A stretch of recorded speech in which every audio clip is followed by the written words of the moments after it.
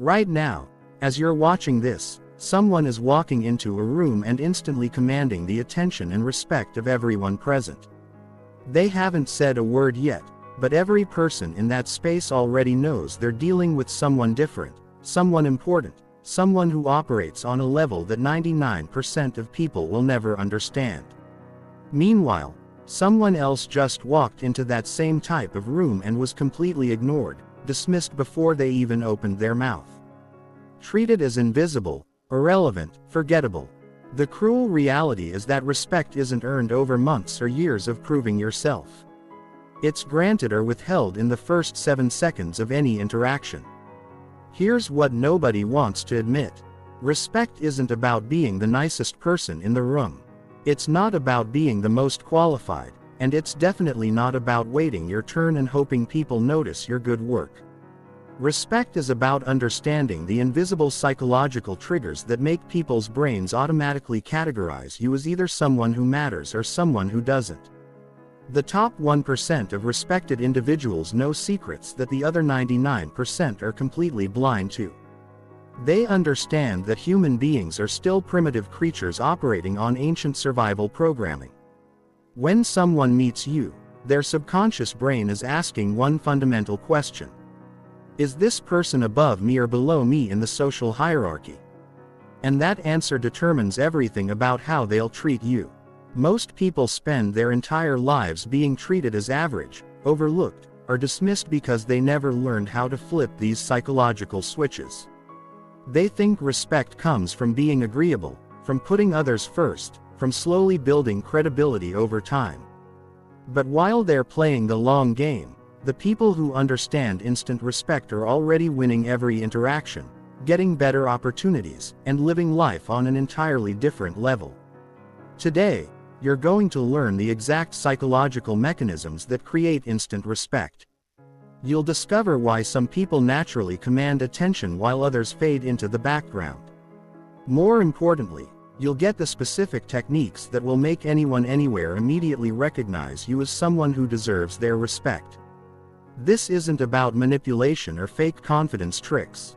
This is about understanding human psychology at its deepest level and aligning yourself with the natural patterns that create authority and influence. By the end of this video, you'll have the blueprint that separates the top 1% from everyone else. Chapter 1: The Neuroscience of Instant Respect. Every human interaction begins with an instantaneous neurological process that most people are completely unaware of. The moment someone sees you, their brain activates what neuroscientists call the threat detection system. This ancient mechanism developed over millions of years of evolution is scanning for one critical piece of information. Should I submit to this person or should they submit to me? This process happens faster than conscious thought. In approximately 150 milliseconds, less time than it takes to blink, the human brain has already made fundamental decisions about your status, competence, and worthiness of respect. The amygdala, the brain's alarm system, is evaluating hundreds of micro-signals, including your posture, facial expressions, voice tone, energy levels, and spatial positioning to determine your place in the social hierarchy. Here's the crucial part that changes everything. This isn't a conscious decision. The person you're meeting isn't thinking about whether to respect you. Their brain is automatically categorizing you based on evolutionary programming that prioritizes survival and social positioning. If their subconscious brain detects signals of high status and competence, they will feel a natural inclination to respect and defer to you. If it detects signals of low status or weakness, they will automatically treat you as less important. The most successful people intuitively understand this process and have learned to trigger the right neurological responses. They know that respect isn't about what you say first. It's about what you communicate before you speak. They understand that the human brain is constantly looking for shortcuts to determine social ranking. And they've mastered the art of providing the exact signals that place them at the top of that hierarchy. This is why traditionally attractive qualities like kindness, intelligence, or work ethic don't automatically generate respect. These are valuable traits, but they don't trigger the immediate neurological responses that create instant authority. The brain status detection system is looking for much more primitive signals, dominance indicators, confidence markers, and social proof cues that suggest this person has successfully navigated hierarchical structures before.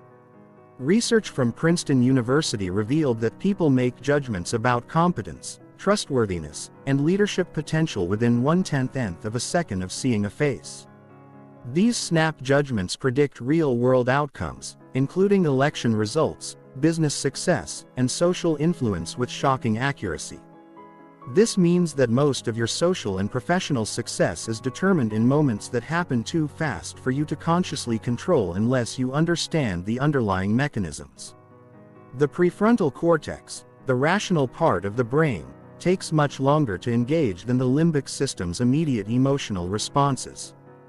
By the time someone is consciously evaluating your words or ideas, their brain has already decided whether you're worth taking seriously. This creates what psychologists call the halo effect, where initial impressions color all subsequent interactions. If you trigger respect immediately, everything you do afterward is interpreted more favorably.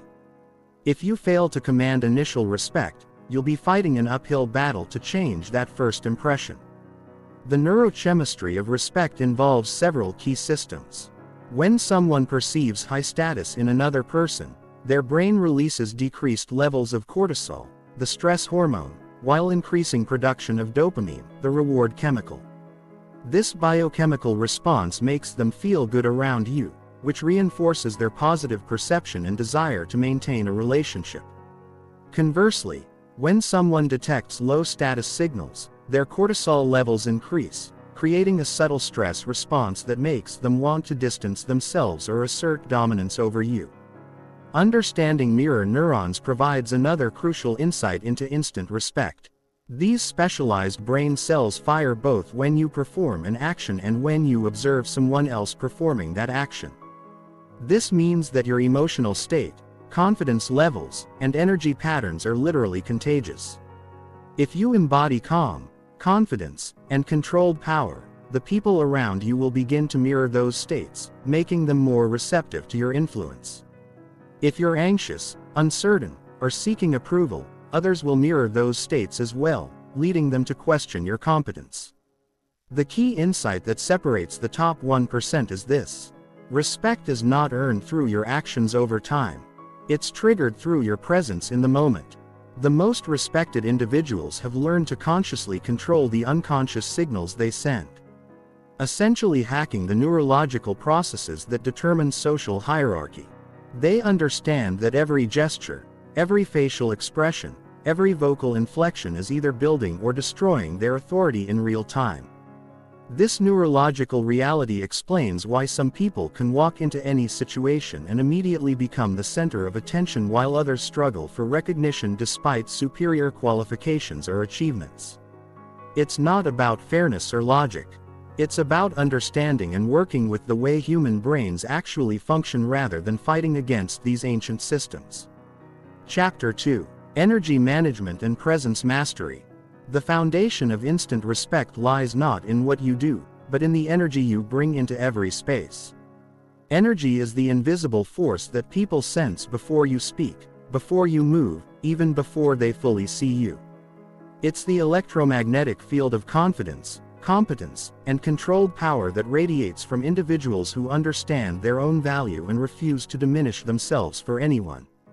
Most people leak energy in dozens of unconscious ways throughout the day.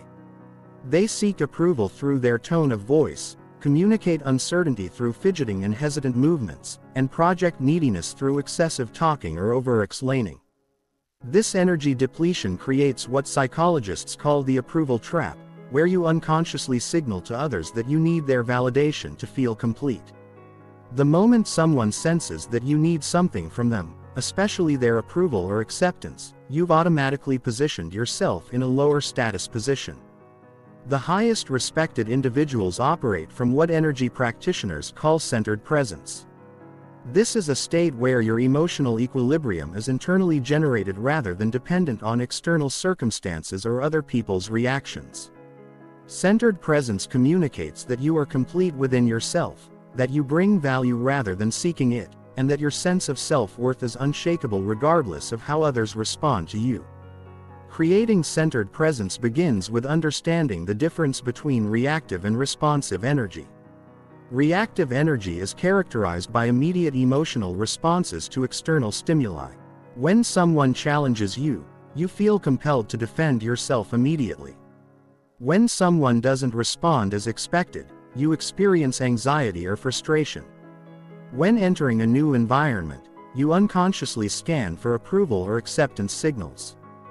This reactive pattern broadcasts low status because it reveals that your emotional state is controlled by forces outside yourself. Responsive energy, by contrast, comes from a place of choice and intention. You receive information from your environment, process it internally, and then choose your response based on your values and objectives rather than emotional impulses. This creates a profound sense of stability and authority because others sense that you cannot be easily manipulated or thrown off balance. Your energy remains consistent regardless of external pressure, which signals high status and emotional maturity. The practice of energy management involves several specific techniques that must be mastered systematically. The first is breath, awareness, and control. Your breathing pattern directly affects your nervous system state, which in turn influences how others perceive your confidence and stability. Shallow chest-based breathing signals anxiety and low status, while deep diaphragmatic breathing communicates calm, confidence, and self-control. The technique involves establishing a breathing rhythm where your exhale is longer than your inhale, activating the parasympathetic nervous system, and creating a state of relaxed alertness. This isn't about obvious breathing exercises that others can observe, but rather about maintaining optimal oxygenation and nervous system regulation throughout all your interactions. When your breathing is controlled, your voice becomes more resonant, your movements more fluid, and your overall presence more commanding. Physical grounding is the second crucial component of energy mastery. This involves developing awareness of your connection to the earth through your feet and maintaining a stable base of support in all positions, whether standing, sitting, or moving. Grounded individuals project an unshakable quality that others find both attractive and respectful. They seem rooted in their own power rather than floating anxiously above it. The practice involves consciously feeling your feet on the ground, imagining roots extending deep into the earth and allowing your body weight to settle downward rather than holding tension in your shoulders, neck or face. This physical grounding translates into emotional and mental stability that others can sense immediately. Grounded people are harder to rattle, more difficult to manipulate, and naturally command more respect because they seem unmovable in their core identity. Energy boundaries represent the third essential element of presence mastery. Most people have poorly defined energy boundaries, meaning they unconsciously take on the emotions, moods, and energy states of others around them. This creates a chameleon-like quality where you adapt and adjust yourself based on who you're with, sending the message that you don't have a strong sense of self or clear values. Establishing clear energy boundaries means maintaining your core emotional state regardless of the energy that others bring to the interaction. If someone approaches you with anxiety, you don't automatically become anxious in response. If someone tries to provoke anger or frustration, you remain centered and choose your response consciously. This boundary maintenance requires developing what therapists call differentiation. The ability to be emotionally connected to others without being emotionally controlled by them. The practical application of energy boundaries involves visualizing an invisible field around yourself that allows positive energy to enter while filtering out negative or manipulative energy attempts. This isn't about becoming cold or disconnected, but rather about maintaining your sovereignty so that you can engage with others from a place of choice rather than reactive compulsion. Spatial awareness and positioning form the fourth component of energy mastery. The way you move through space, position yourself relative to others, and occupy physical environments sends continuous messages about your status and confidence levels. High-status individuals take up appropriate space without apology, move with purpose and intention, and position themselves strategically rather than just accepting whatever spot happens to be available. This involves understanding proxemics, the study of how space affects human behavior and perception. The distance you maintain from others, the angle at which you position yourself, and the height differential you create, all influence how others perceive your status and respond to your presence. Mastering spatial positioning allows you to create instant respect by unconsciously communicating that you understand and claim your rightful place in any hierarchy. Chapter 3. Strategic Communication Techniques. The words you choose and how you deliver them create the auditory landscape of respect. Most people use language that systematically undermines their authority without realizing it. They hedge their statements with unnecessary qualifiers, seek permission for their opinions, and communicate uncertainty through vocal patterns that broadcast low status to everyone listening. Strategic communication begins with understanding the difference between approval-seeking language and authority-based language. Approval-seeking language includes phrases like "I think maybe if that's okay with you," "I'm sorry, but and does that make sense?" These linguistic patterns send the message that you're uncertain about your own ideas and need external validation to feel confident in your positions. Authority-based language, by contrast, states positions clearly and directly without unnecessary cushioning or qualification. Instead of saying, "I think we might want to consider possibly doing this differently," authority language states, "We should change this approach." The difference isn't about being rude or dismissive. It's about communicating with the confidence that your thoughts and opinions have value and don't require permission or approval from others. Vocal tonality carries even more weight than word choice in creating respect. The human voice contains multiple layers of information that listeners process unconsciously to determine your status, confidence, and emotional state. Rising intonation at the end of statements, known as uptalk, makes declarative sentences sound like questions and broadcasts. Uncertainty and insecurity. Speaking too quickly suggests anxiety or a need to rush through your ideas before someone interrupts or dismisses you. The most respected communicators master what vocal coaches call the authority tone. This involves speaking from the lower registers of your voice, maintaining steady volume and pacing, and ending statements with downward inflection that signals confidence and completion. The authority tone suggests that you've thought carefully about what you're saying and that you stand behind your words with conviction. Developing vocal authority requires understanding the mechanics of voice production. Your voice originates not just from your throat, but from your entire respiratory system. Shallow breathing creates a thin, high voice that signals nervousness and low status. Deep diaphragmatic breathing produces a fuller, more resonant voice that naturally commands attention and respect. The practice involves speaking from your core rather than your throat, allowing your voice to be supported by your breath rather than forced through tension. This creates what singers call resonance, where your voice has depth, richness, and natural authority that makes people want to listen. When you speak with true vocal authority, people automatically lean in and pay attention because your voice itself communicates that what you're saying is important. Strategic pausing represents one of the most underutilized tools in authoritative communication. Most people fear silence and rush to fill any gap in conversation, often with meaningless filler words or unnecessary explanations that dilute their message. High-status communicators understand that strategic silence creates tension that draws attention and makes their words carry more weight. The technique involves deliberate pauses before important points to create anticipation. Pauses after important statements to let them sink in comfortable silence that allows others to process and respond thoughtfully.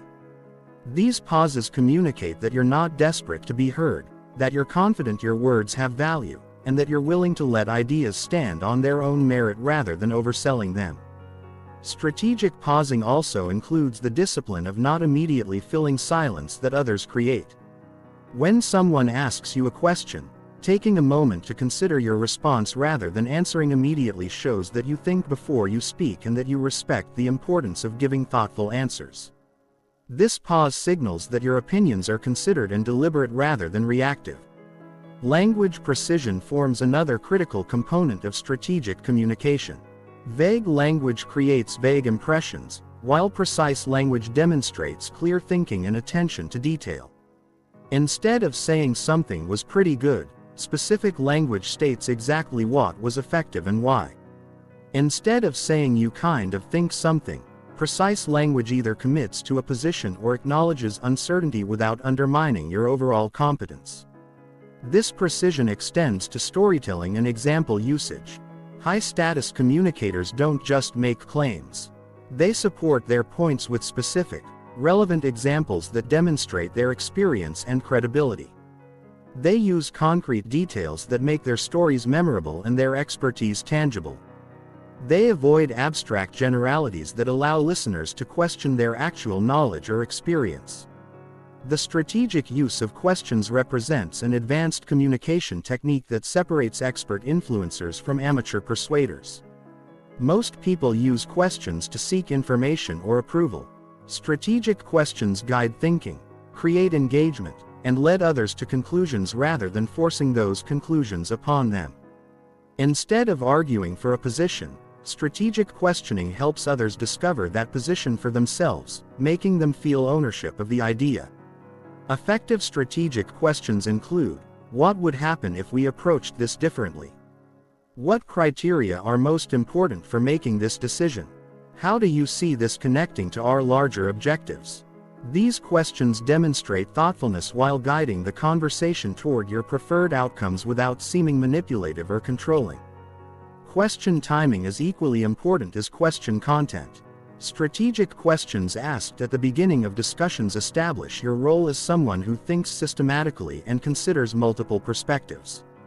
Questions asked during disagreements can diffuse tension by shifting focus from positions to underlying interests. Questions asked at the end of conversations ensure that everyone leaves with clarity about next steps and expectations. The principle of conversational leadership involves guiding discussions without dominating them.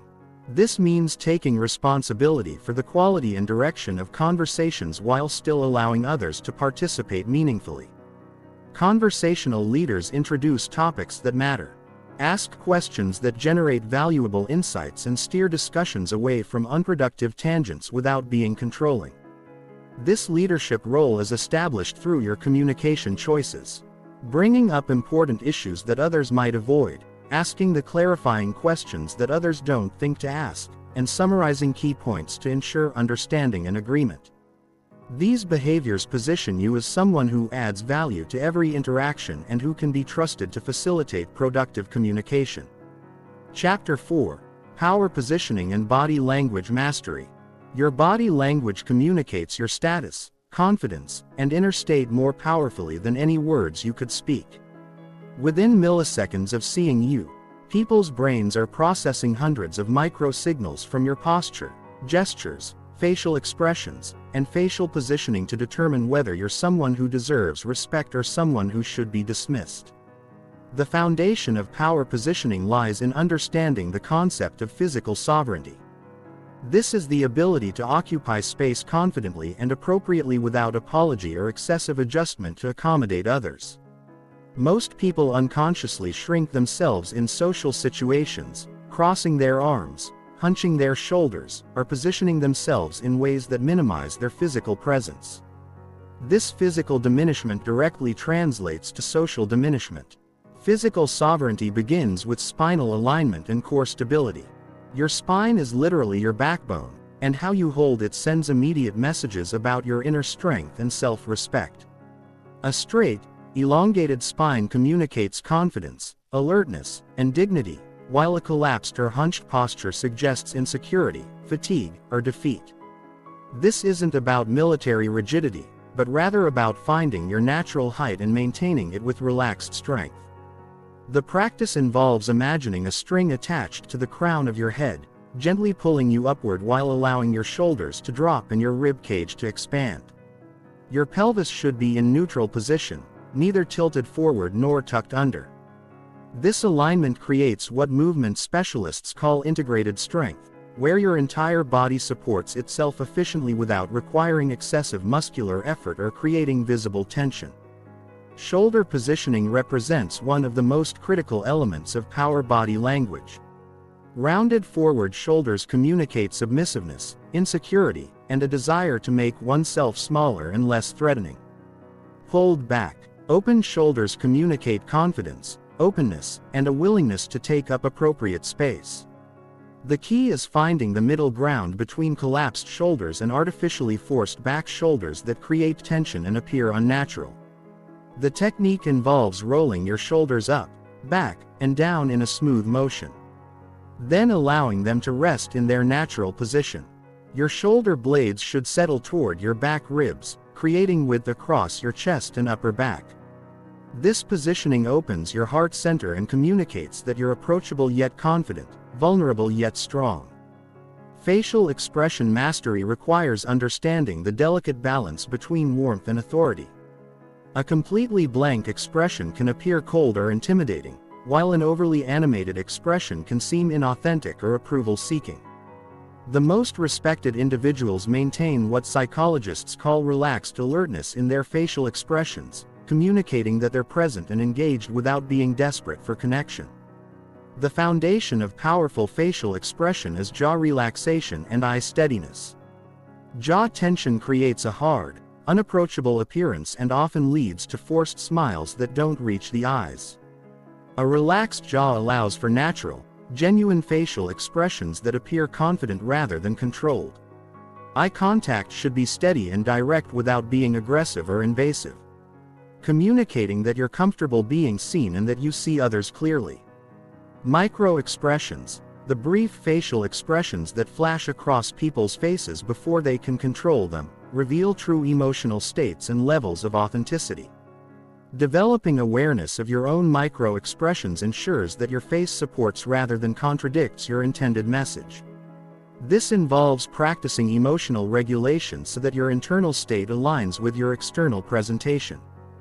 Gestural power involves using hand and arm movements that support your authority rather than undermining it. Nervous gesticulation, repetitive, self-touching, and fidgeting behaviors all signal anxiety and low confidence. Powerful gestures are deliberate, purposeful, and used to emphasize important points rather than filling empty space or managing nervous energy. Effective gestures originate from your core rather than just your hands, creating movements that appear integrated and natural rather than disconnected from your body. They should be large enough to be clearly seen but not so large that they become distracting. The timing of gestures should align with your words so that your physical and verbal communication supports the same message. The strategic use of space known as proxemics allows you to influence interactions through positioning and distance. High-status individuals understand how to use space to create the appropriate level of intimacy or authority for each situation. They don't automatically accept whatever spatial arrangement they find. Instead, they position themselves strategically to optimize their influence and comfort. This involves understanding the different zones of interpersonal space. Intimate distance for close personal relationships, personal distance for friendly conversations, social distance for professional interactions, and public distance for formal presentations. Mastering these distances means knowing when to step closer to create connection or when to maintain distance to preserve authority.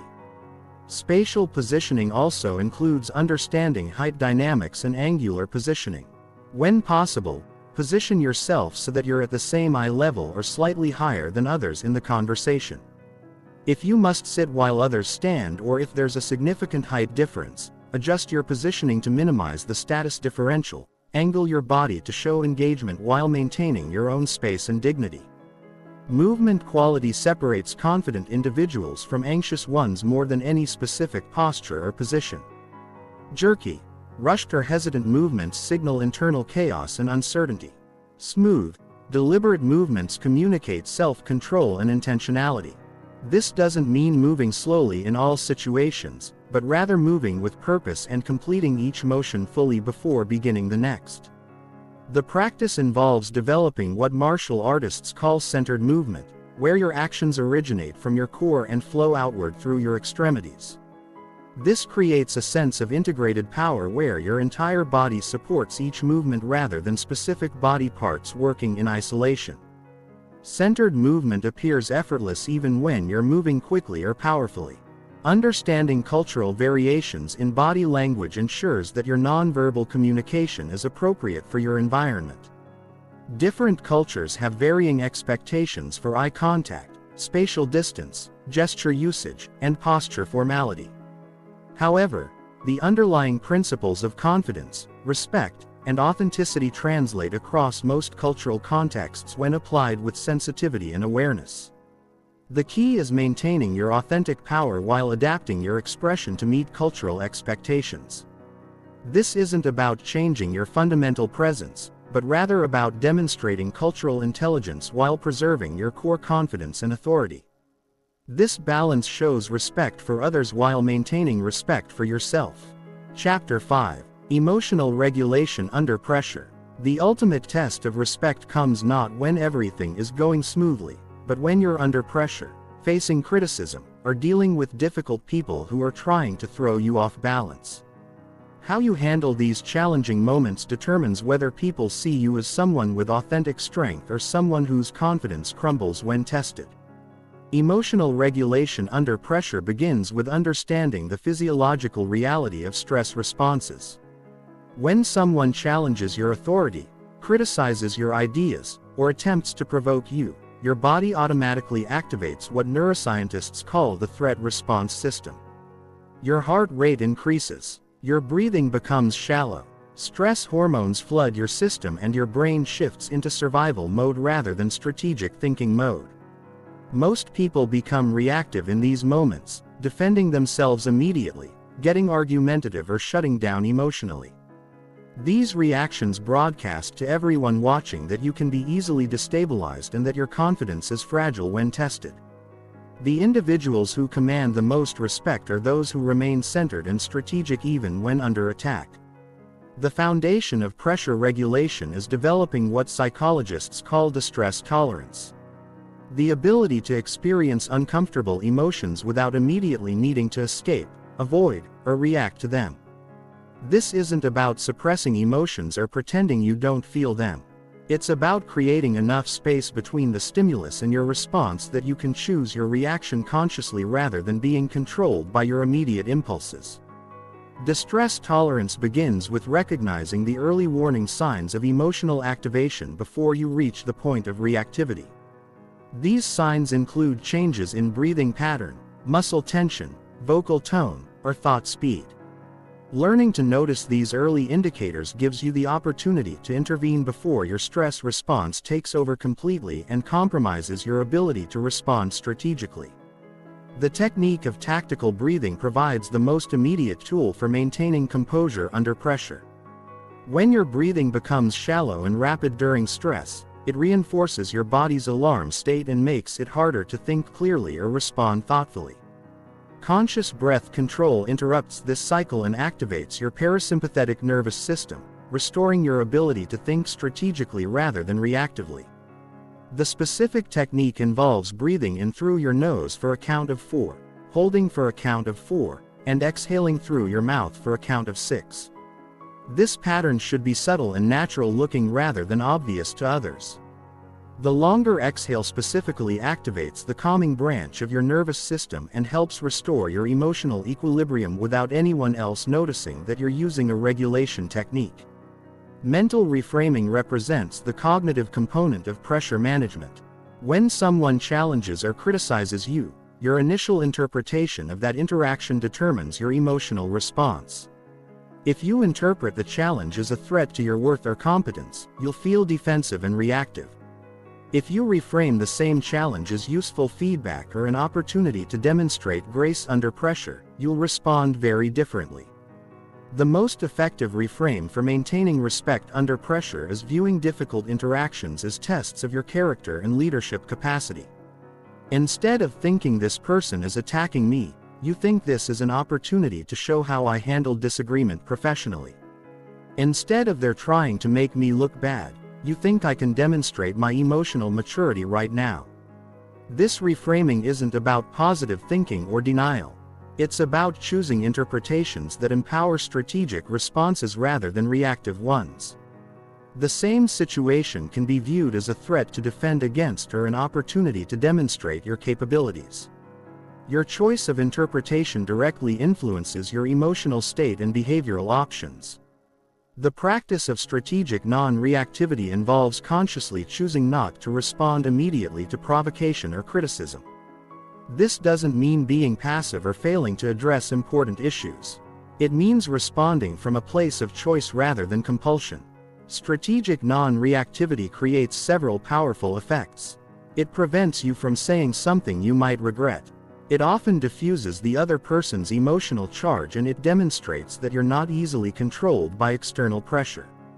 The technique involves acknowledging what someone has said without immediately agreeing or disagreeing. Buying yourself time to consider your response carefully.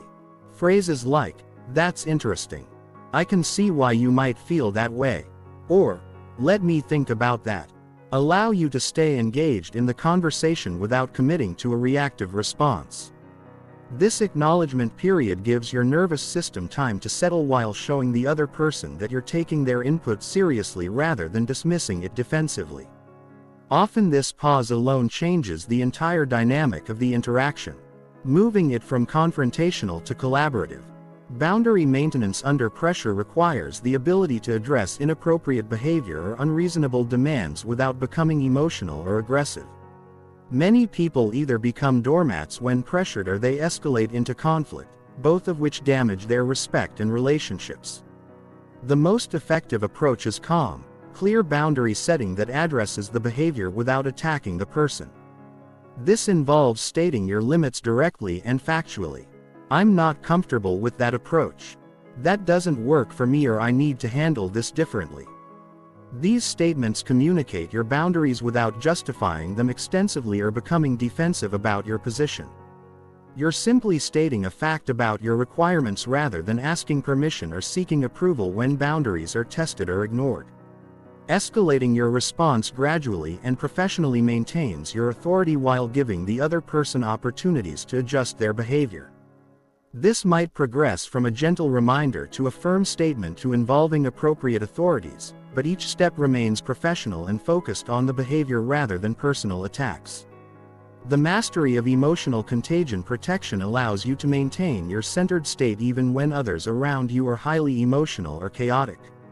Emotional contagion is the psychological phenomenon where we unconsciously mirror the emotional states of people around us.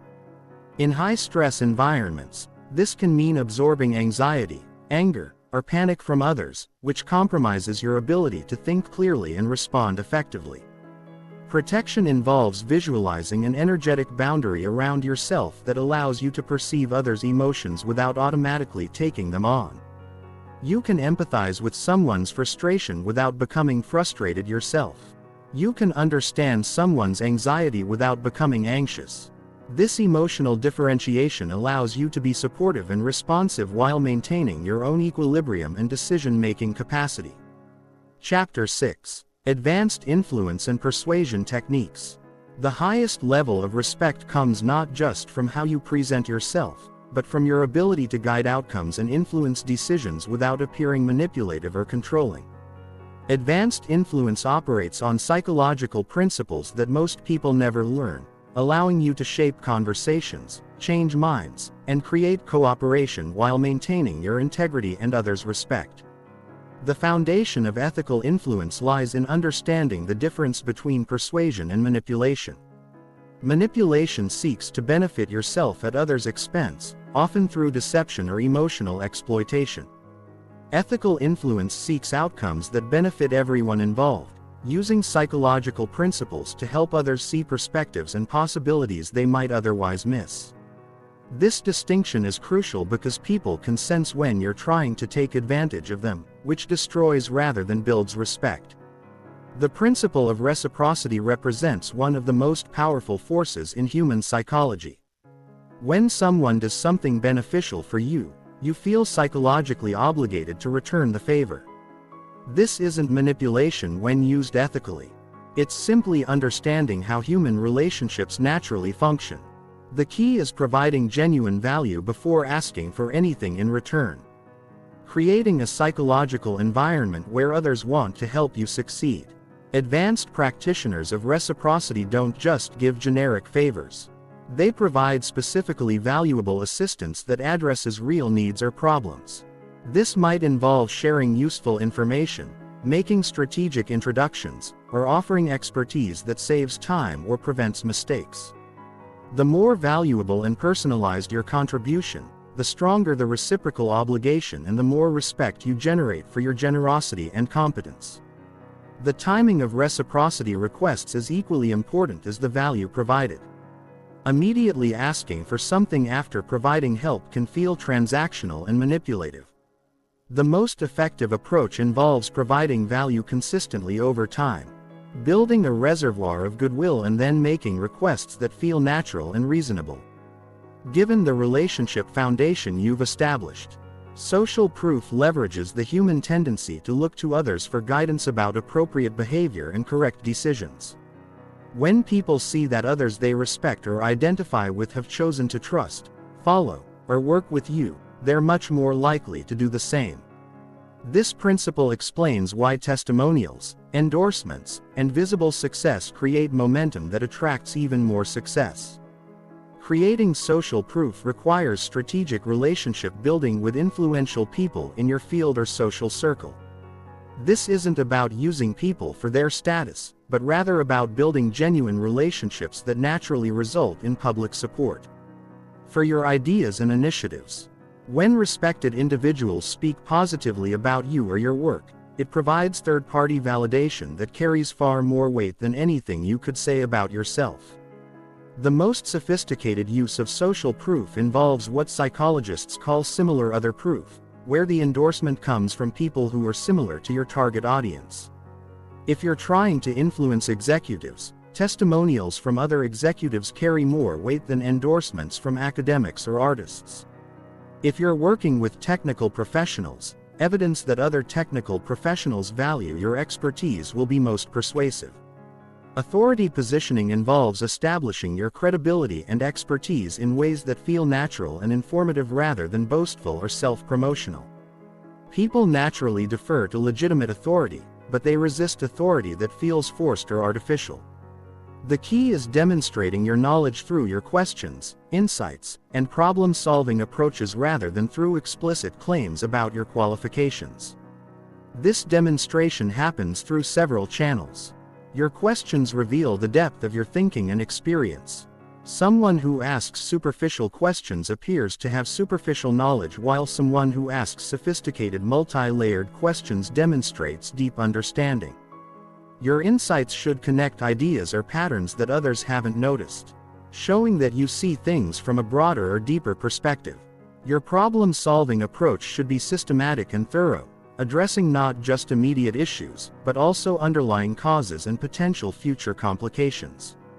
This comprehensive thinking demonstrates the kind of expertise that people respect and want to access.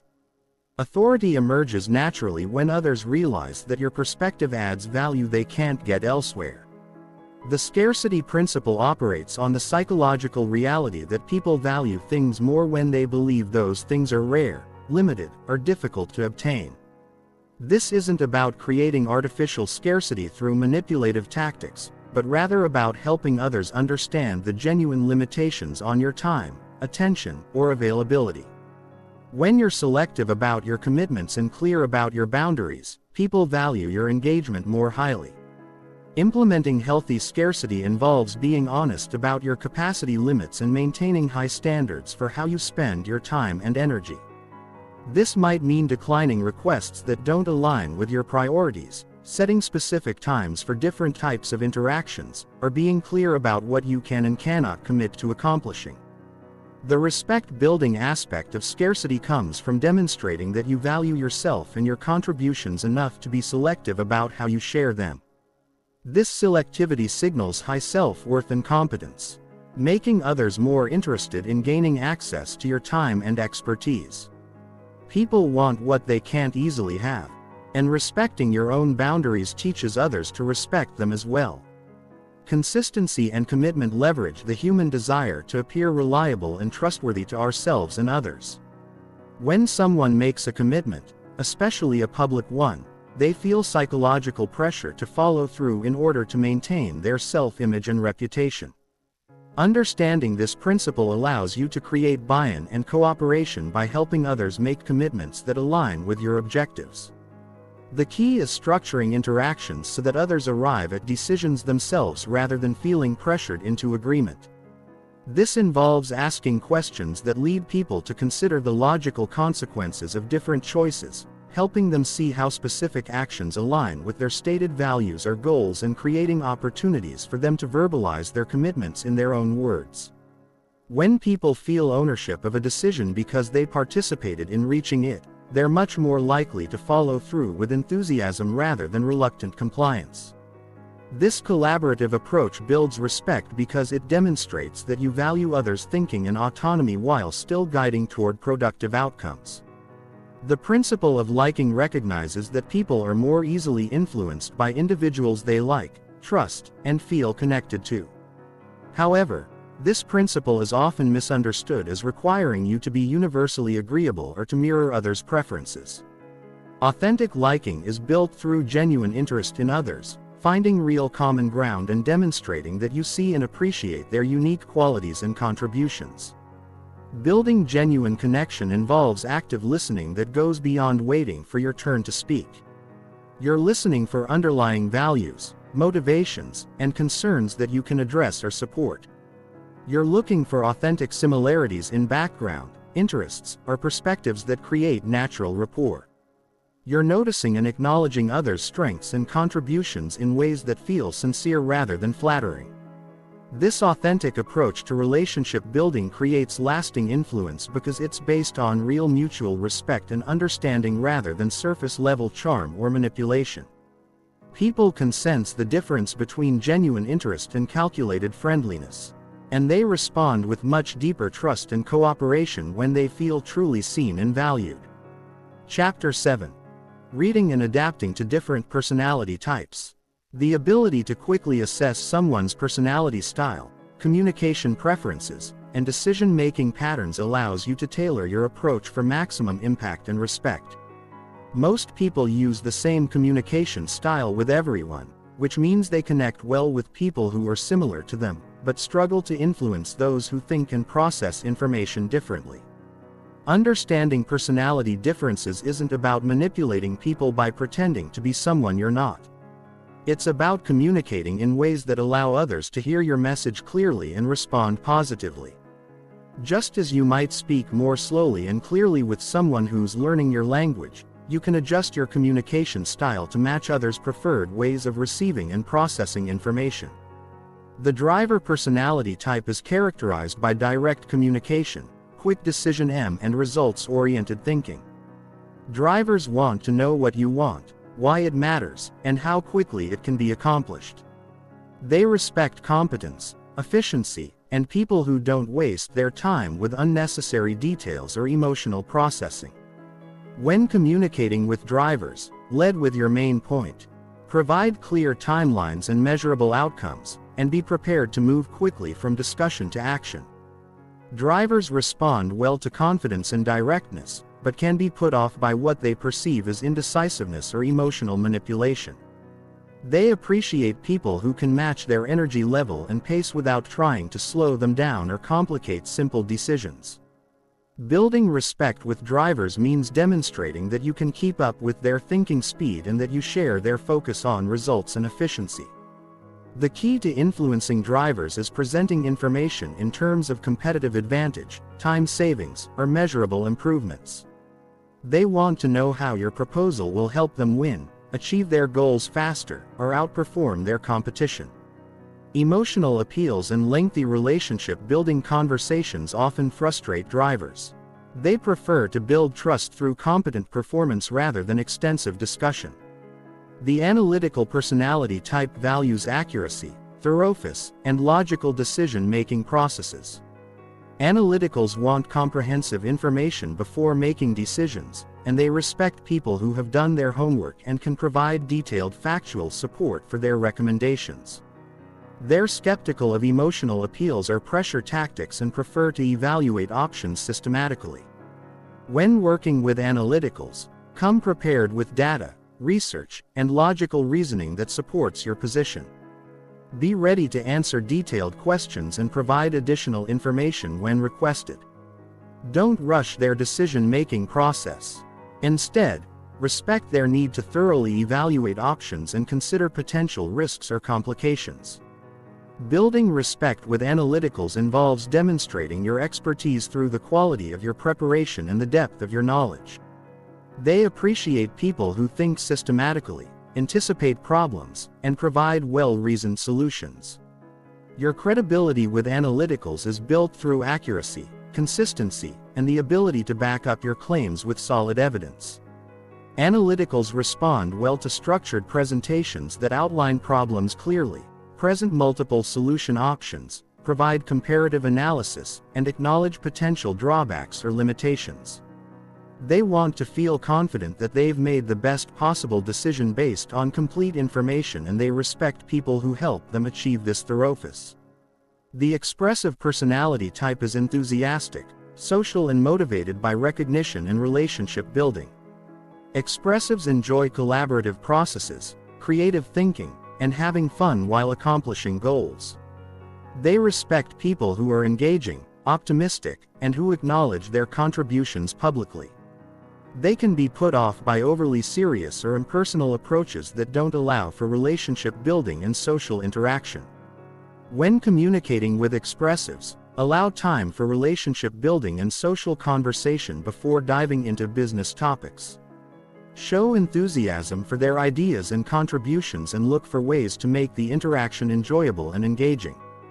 They appreciate people who can match their energy and who seem genuinely interested in them as individuals rather than just focusing on tasks or outcomes. Building respect with expressives involves recognizing their need for social connection and public acknowledgement. They want to feel valued not just for their work output but for their personality and relationship-building contributions. Providing opportunities for them to shine socially and acknowledging their achievements publicly will create strong loyalty and cooperation. Expressives respond well to brainstorming sessions, collaborative planning processes, and approaches that allow for creativity and flexibility.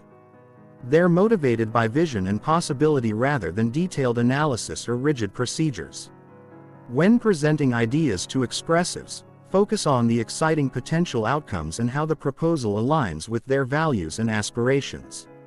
The amiable personality type values harmony, stability, and collaborative relationships. Amiables prefer gradual change to sudden shifts, and they want to ensure that decisions won't hurt anyone or create unnecessary conflict. They respect people who are patient, considerate, and who take time to understand all perspectives before moving forward. They can be resistant to high-pressure approaches or decisions that might negatively impact team relationships. When working with amiables, emphasize how your proposals will benefit everyone involved and how you plan to implement changes gradually and thoughtfully. Be prepared to address their concerns about potential negative impacts and to provide reassurance about your commitment to maintaining positive relationships throughout any transition process. Building respect with amiables involves demonstrating genuine care for people and relationships, not just results. They want to work with people they trust and like, and they need to feel confident that you won't sacrifice relationships for short-term gains. Taking time to understand their perspectives and concerns shows that you value their input and their comfort with proposed changes.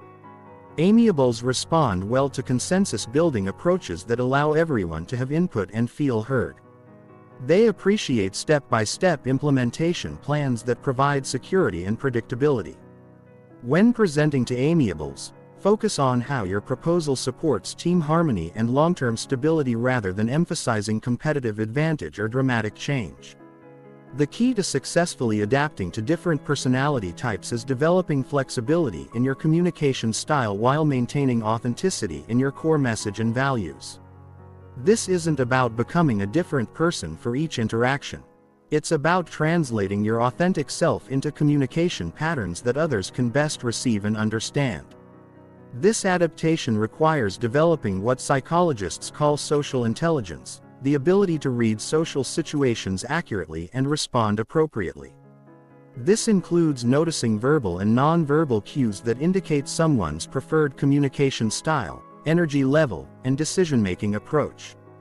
The more quickly you can assess these preferences, the more effectively you can tailor your communication for maximum impact. Practice involves observing how different people respond to various communication approaches and adjusting your style based on their feedback and engagement levels.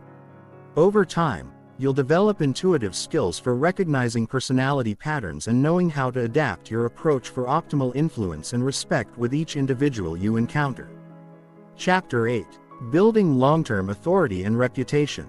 Instant respect gets you in the door, but sustained respect requires building a reputation that precedes you into every room and interaction.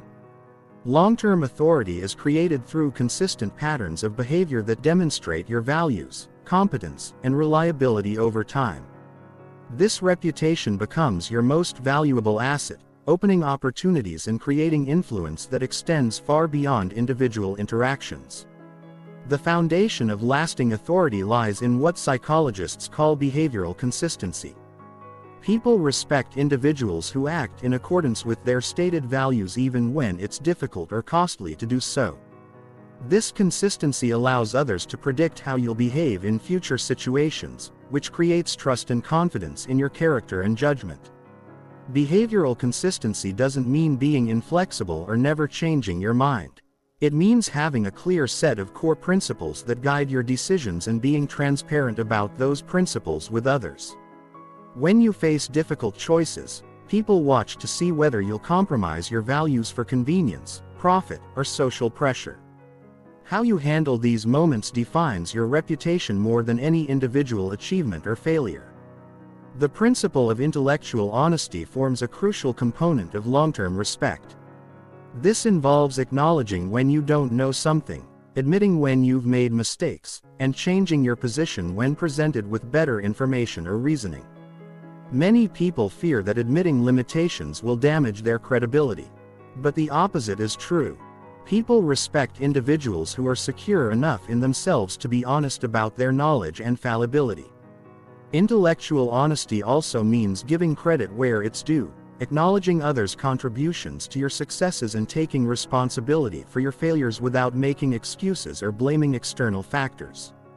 This humility combined with competence creates a powerful reputation for integrity that makes people want to work with you and trust your judgment. When you make mistakes, how you handle them becomes a defining moment for your reputation. Taking immediate responsibility, working to correct any damage, and implementing changes to prevent similar future mistakes demonstrates the kind of character that people respect and trust with greater responsibilities. People who try to hide, minimize, or blame others for their mistakes damage their long-term credibility even if they escape immediate consequences. Strategic value creation involves consistently providing insights, solutions, or assistance that others cannot easily get elsewhere. This means developing expertise that's genuinely valuable and sharing that expertise generously with others. The key is becoming someone who makes others more successful, more informed, or more capable through your contributions to their projects and goals. This value creation should be sustainable and authentic rather than performative or temporary.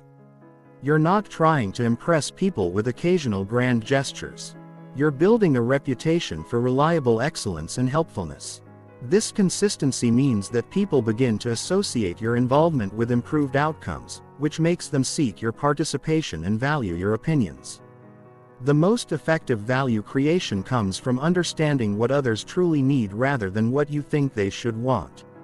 This requires developing empathy and market awareness that allows you to identify genuine problems and provide solutions that address root causes rather than just surface symptoms. When people consistently benefit from interacting with you, your reputation spreads naturally through their recommendations and referrals. Network cultivation represents the strategic dimension of reputation building. The people you associate with and the relationships you maintain become part of your brand and influence how others perceive your status and capabilities. This isn't about social climbing or using people for their connections. It's about building genuine relationships with individuals who share your values and who challenge you to grow professionally and personally. Effective network cultivation involves being genuinely interested in others' success and finding ways to support their goals and projects. This reciprocal approach to relationship building creates strong bonds that survive career changes, geographic moves, and shifting industry dynamics. People who have benefited from your support become advocates for your reputation and sources of opportunities throughout your career. The quality of your network matters more than the quantity. Having deep trusted relationships with a smaller group of influential people is far more valuable than superficial connections with large numbers of acquaintances. Focus on building relationships where you can provide real value and where others can genuinely support your growth and opportunities. Digital reputation management has become increasingly important as online presence influences professional and personal opportunities. Your digital footprint should reinforce rather than contradict your offline reputation. This means being thoughtful about what you share publicly, how you engage in online discussions, and what impressions someone would form about you based solely on your digital presence. The principle of digital consistency applies the same standards to online behavior as offline behavior. If you're known for thoughtful, respectful communication in person, your online communications should demonstrate the same qualities. If you're respected for your expertise in specific areas, your online content should showcase that expertise in valuable, generous ways. Digital reputation also involves managing what others say about you online. This means providing excellent service or work that generates positive reviews and testimonials, responding professionally to any criticism or negative feedback, and building relationships that result in public support when needed. Your digital reputation should tell the same story as your personal reputation, creating a consistent brand that builds trust and respect. Thought leadership development allows you to shape conversations in your field and establish yourself as someone whose opinions and insights matter. This involves identifying trends, problems, or opportunities that others haven't fully recognized and articulating perspectives that help people understand complex situations more clearly. Effective thought leadership isn't about having opinions on everything. It's about developing deep expertise in specific areas and sharing insights that genuinely help others make better decisions or understand important developments. This means choosing your focus areas carefully and investing the time and research necessary to develop truly valuable perspectives. The communication of thought leadership should be accessible and practical rather than academic or theoretical. People respect thought leaders who can translate complex ideas into actionable insights that improve real-world outcomes. Your reputation grows when people regularly find value in your perspectives and begin to seek your input on important decisions. Legacy thinking involves making decisions based not just on immediate outcomes, but on the long-term impact those decisions will have on your reputation and relationships. This means choosing actions that you'll be proud of years later, and that will contribute to the kind of reputation you want to have throughout your career. Legacy thinking also involves mentoring others and contributing to causes or projects that extend beyond your immediate self-interest. People respect individuals who invest in others' growth and who work toward goals that benefit their communities or professions. This long-term perspective creates a reputation for wisdom and leadership that attracts opportunities and respect throughout your career. The key to building lasting authority is understanding that reputation is built through thousands of small interactions and decisions rather than a few dramatic moments. Every conversation, every project, every response to challenge or opportunity contributes to the overall impression others have of your character and capabilities. Consistency in these small moments creates the foundation for long-term respect and influence. Chapter 9. Handling specific challenging situations. Real respect is proven not in comfortable situations, but when you're faced with difficult people, unexpected challenges, or high-stakes confrontations. How you handle these moments defines your reputation and determines whether people see you as someone with authentic strength, or someone whose confidence is only surface deep.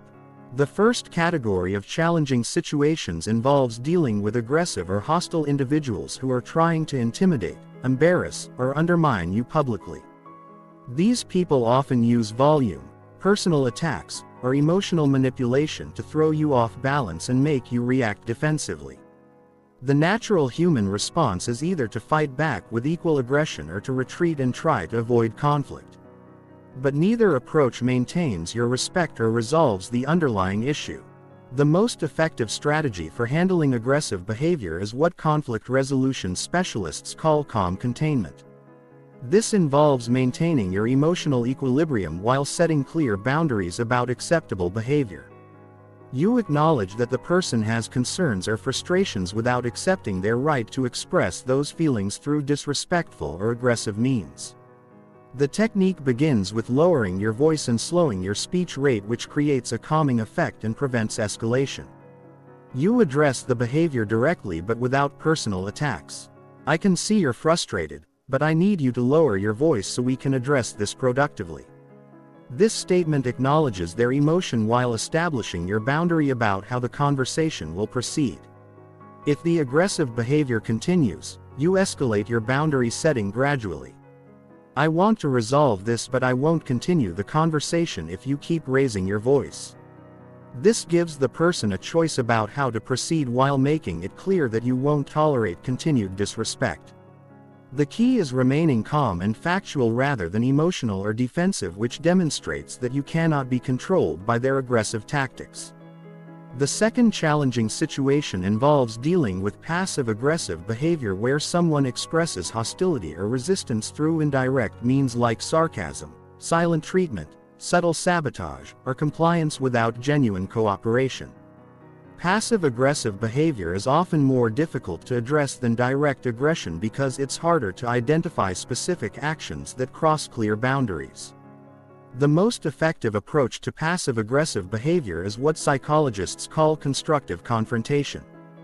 This involves naming the behavior pattern directly while giving the person an opportunity to address whatever underlying issues are driving their indirect resistance. You focus on observable behaviors rather than assumed motivations or intentions. For example, "I've noticed that you've missed the last 3 deadlines we discussed. And when I ask about progress, you say everything is fine. I'm concerned that there might be obstacles I'm not aware of that are preventing you from meeting these commitments. Can we talk about what's really happening?" This approach addresses the pattern without attacking the person's character while opening the door for honest communication about underlying problems. If passive-aggressive behavior continues after direct conversation, you move to consequences-based boundaries. You focus on the impact of their behavior rather than trying to change their attitude. "Since the current approach isn't working, I need to adjust the timeline and backup plans to ensure we meet our overall objectives." This removes the drama from the situation while protecting your goals and projects from continued sabotage. The third challenging situation involves being unfairly criticized or blamed for problems you didn't cause, especially in public settings where your response is being observed by others. The immediate impulse is often to defend yourself vigorously and prove your innocence. But this defensive reaction can actually damage your credibility by making you appear reactive and insecure. The most respected response to unfair criticism is what leadership experts call graceful accountability. This involves taking responsibility for any part of the problem that you actually contributed to while calmly correcting factual inaccuracies without becoming defensive or attacking your critic. The response formula begins with acknowledging any legitimate concerns. "You're right that the project didn't meet our timeline expectations." Then you clarify your actual role without making excuses. "My piece was the market research which I delivered on schedule. The delays came from factors outside my control." Finally, you focus on solutions rather than blame.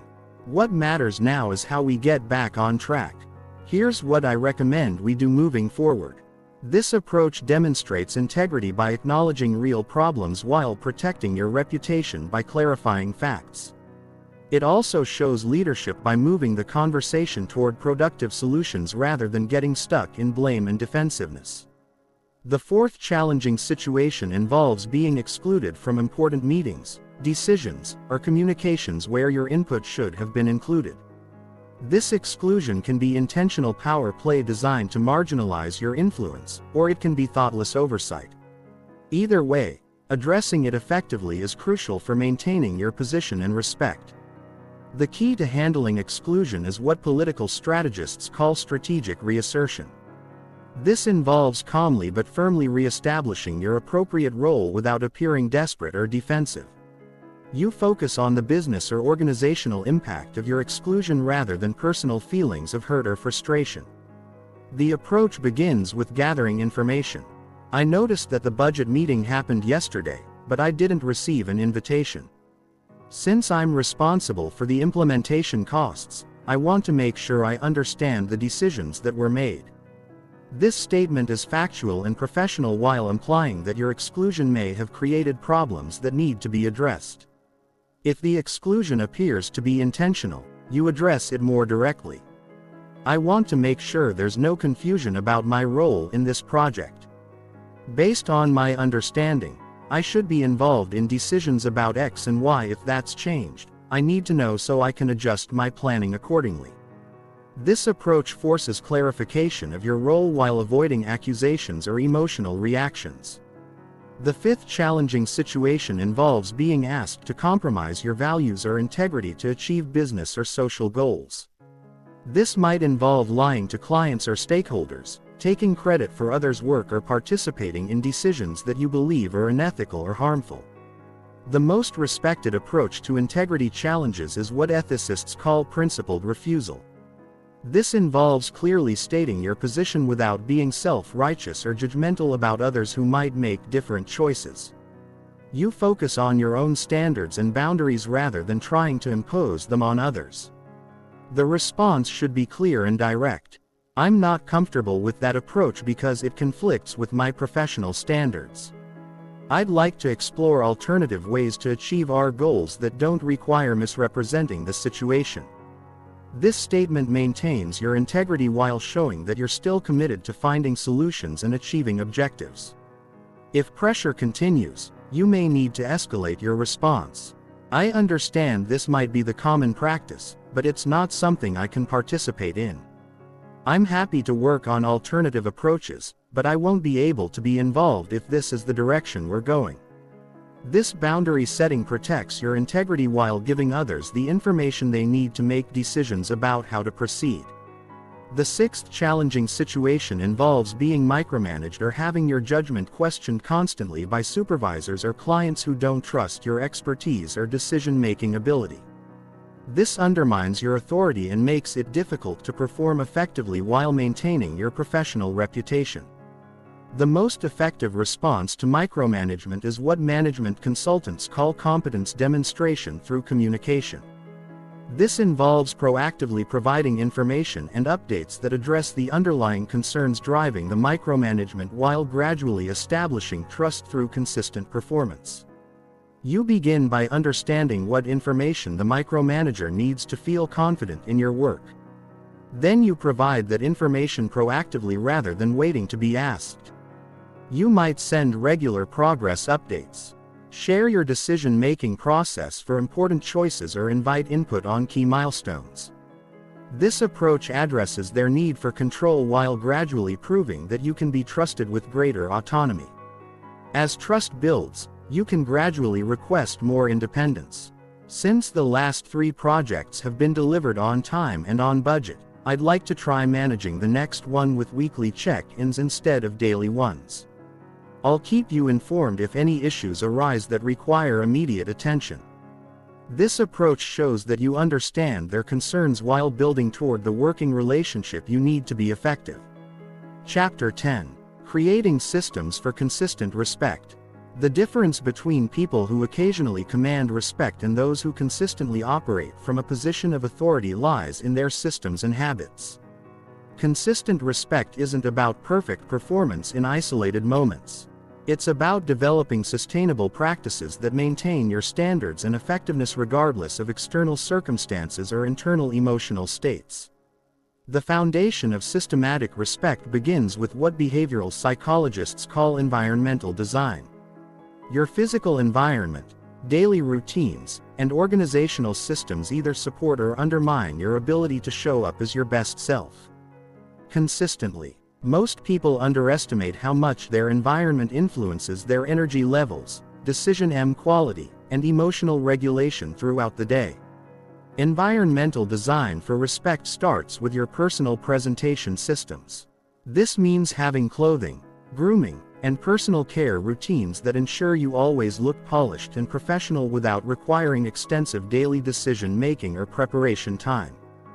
The goal isn't to be the best-dressed person in every room, but rather to never have your appearance detract from your message or credibility. This systematic approach includes preparing work materials, technology, and resources in advance so that you can focus your mental energy on high-level thinking and relationship building rather than scrambling to find what you need or dealing with preventable technical difficulties. When you're consistently well prepared, people begin to associate you with professionalism and competence. Your workspace organization, whether physical or digital, should support efficient work production and easy access to important information. This isn't about perfectionism or rigid control. It's about creating systems that allow you to perform at your best consistently rather than having your effectiveness depend on whether you happen to be having a particularly organized day. The second component of systematic respect involves communication protocols that ensure your interactions consistently demonstrate your values and professionalism. This includes response time standards for emails and messages, meeting preparation routines, and follow-up systems that show respect for others' time and commitments. Developing personal communication standards means deciding in advance how quickly you'll respond to different types of communication, what information you'll always include in meeting requests, how you'll prepare for important conversations, and what follow-up actions you'll take to ensure commitments are kept. These protocols remove the daily decision-making burden while ensuring that your communication consistently reflects your professional standards. The key to effective communication systems is building in buffers and backup plans for high-stress periods. This might mean preparing template responses for common situations, scheduling regular time blocks for email and administrative tasks, or having predetermined escalation procedures when you're overwhelmed or facing competing deadlines. The goal is maintaining your communication quality even when you're under pressure. Energy management systems form the third pillar of consistent respect. Your energy levels throughout the day dramatically affect your presence, decision-making quality, and interpersonal effectiveness.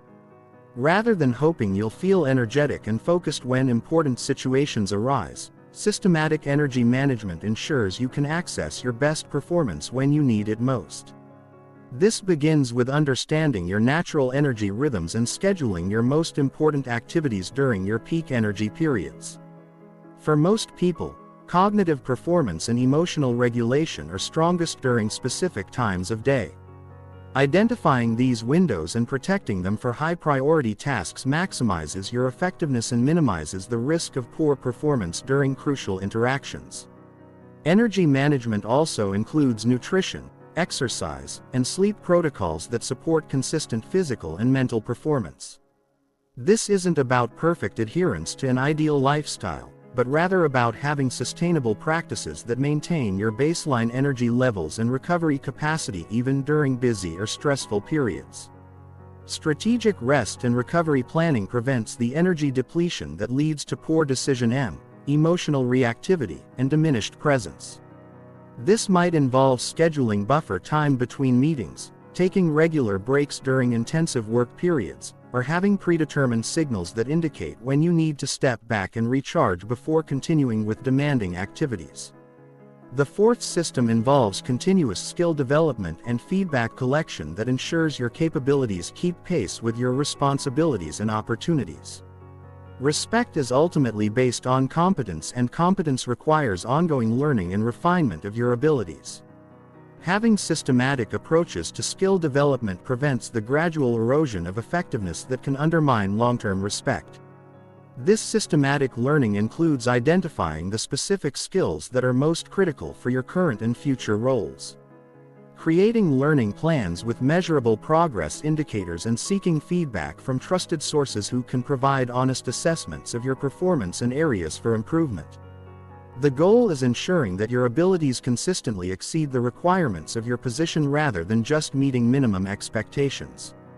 Regular self-assessment and external feedback collection should be built into your professional routines rather than left to annual performance reviews or crisis situations. This might involve monthly conversations with mentors, quarterly skill assessments, or regular requests for specific feedback on important projects or presentations. The fifth systematic component involves relationship maintenance protocols that nurture your professional and personal networks over time. Respect is ultimately a social phenomenon, and maintaining strong relationships requires intentional, consistent effort rather than sporadic outreach when you need something. Effective relationship systems include regular communication with key contacts, systematic approaches to meeting new people in your field, and organized methods for providing value to others in your network. This isn't about manipulative networking, but rather about maintaining genuine connections that support mutual growth and success. This might involve scheduling regular coffee meetings with important colleagues, systematically attending industry events where you can meet new people and strengthen existing relationships, or having organized approaches to sharing valuable information, making introductions, or offering assistance to people in your network. The key to sustainable relationship systems is making them personally rewarding rather than feeling like obligations or tasks to complete. When you genuinely enjoy supporting others' success and learning from their experiences, relationship maintenance becomes energizing rather than draining. The final systematic element involves reputation monitoring and course correction protocols that help you maintain alignment between your intentions and your actual impact on others. Sometimes there are gaps between how you think you're perceived and how others actually experience your behavior and communication. This requires building feedback loops that give you accurate information about how your actions affect others and how your reputation is developing over time. This might involve regular check-ins with trusted advisors, systematic collection of feedback after important projects or presentations, or monitoring of your professional reputation through various channels. When feedback indicates areas for improvement, having predetermined response protocols helps you address issues quickly and effectively rather than becoming defensive or letting problems compound over time. The goal is maintaining continuous alignment between your values, your behavior, and your reputation rather than hoping that good intentions automatically translate into positive perceptions. The integration of these systems creates what peak performance experts call sustainable excellence. This means that your respect and influence aren't dependent on exceptional effort or perfect conditions, but rather emerge naturally from well-designed habits and systems that support your best performance consistently over time. These systems require initial investment of time and energy to establish, but they ultimately reduce the daily mental and emotional energy required to maintain high standards. When your systems are working effectively, respect becomes a natural byproduct of your consistent excellence rather than something you have to consciously create in each individual interaction. Chapter 11. Mastering Group Dynamics and Social Hierarchies. The ultimate test of respect mastery occurs not in one-on-one interactions, but in group settings where complex social dynamics, competing personalities, and established hierarchies create challenging environments for establishing and maintaining authority. Group situations reveal whether your respect is authentic or merely dependent on controlled individual interactions. Understanding group psychology begins with recognizing that every group operates on multiple levels simultaneously. There's the official structure with designated leaders and formal roles. But there's also an invisible social hierarchy based on perceived competence, likability, and influence. These two hierarchies don't always align, and the most respected individuals learn to navigate both systems effectively. The phenomenon of social proof becomes amplified in group settings because people look to others for cues about how to respond to new individuals. If respected group members treat you with deference and attention, others will automatically assume you deserve similar treatment. Conversely, if influential group members dismiss or ignore you, others will likely follow their lead regardless of your actual qualifications or contributions. This reality makes your first impression with key group influences critical for establishing your overall position within the group. These influencers aren't always the official leaders. They're the individuals whose opinions and reactions carry disproportionate weight with other group members. Identifying and positively connecting with these informal leaders can establish your credibility with the entire group more quickly than trying to win over each individual separately. The strategy for group influence begins with what sociologists call strategic positioning. This involves choosing your physical location, timing of contributions, and alliance formation in ways that maximize your visibility and impact. In group settings, where you sit, when you speak, and who you align yourself with all send powerful signals about your status and confidence level. Physical positioning in groups should demonstrate confidence without appearing aggressive or attention-seeking. This means choosing seats that allow you to see and be seen by the key decision-makers. Positioning yourself where you can make appropriate eye contact with multiple group members and avoiding corners or positions that make you seem like an observer rather than a participant. The timing of your contributions significantly affects how your ideas are received and how your competence is perceived. Speaking too early can make you seem eager to prove yourself, while waiting too long can make you appear passive or unprepared. The most effective timing involves listening carefully to understand the group dynamics and conversation patterns. Then contributing substantive insights when they can add real value to the discussion. Your first contribution to any group discussion sets the tone for how others will perceive your ongoing participation. This initial comment should demonstrate both your competence and your understanding of the group's objectives.